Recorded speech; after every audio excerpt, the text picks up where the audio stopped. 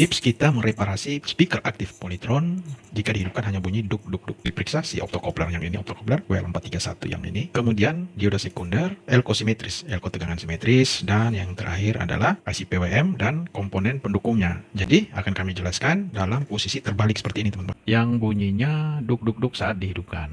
Jadi dia akan terus menerus teman-teman bunyinya duk duk, dan kadang indikator powernya, power supply-nya dia kelap-kelip ya. Khusus speaker aktif Polytron yang power supply-nya menggunakan IC PWM. Jadi langkah pertama kita periksa power supply.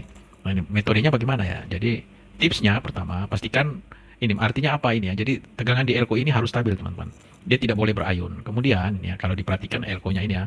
Jadi elko simetrisnya harus dilihat ada bocor atau ganti. Karena apa? Dia overvolt, overvolt. Karena dia overvolt sehingga elko-nya kering atau bocor.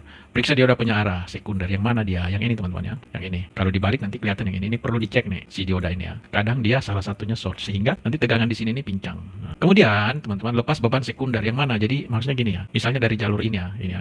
Dari jalur yang ini, dari jalur ini ya. Ini sampai ke sini kan. Nanti dia jumpernya ke sebelah nih, dia nyebrang ke sini ya. Ini dilepas. Nah, demikian pula dengan jalur yang sebelahnya. Maksudnya beban-beban itu kita lepas dulu sehingga untuk memastikan tegangan di sini nih ada apa tidak pada elko-elko ini. Jadi sederhananya seperti itu dulu. Maksudnya tegangan power supply bagian yang sekunder ini. Jadi yang bagian sekunder itu ini ya diperiksa. Kemudian teman-teman cek rangkaian amplifier ini ya. Ya kan tadi kita dilepas ini ya beban ini ya, beban yang ke amplifier ini, tegangan beban yang ke amplifier ini dilepas. Sehingga pasti untuk mendapatkan tegangan di sini di elko ini normal apa tidak. Jadi rangkaian amplifier itu yang ini ya, dia yang ini. Jadi perlu dicek transistor-transistor ini teman-teman ya, ini ya, yang sudah di lepas-lepas ini, lubang-lubang ini ya. Demikian punya pada jalur sebelah. Jadi itu dilepas dulu. Jadi periksa itu ya, jadi ini transistor atau IC. Kemudian cek resistor dan kapasitor di sekitar sini ya, di sirkuit ini ya, dicek. Nah ini mudah saja ya, jalur-jalur itu mudah saja. Jadi itu saja teman-teman. Itu bagian kedua. Nah bagian yang ketiga ini yang paling penting ya, kami geser sedikit ini. Nah ini ya,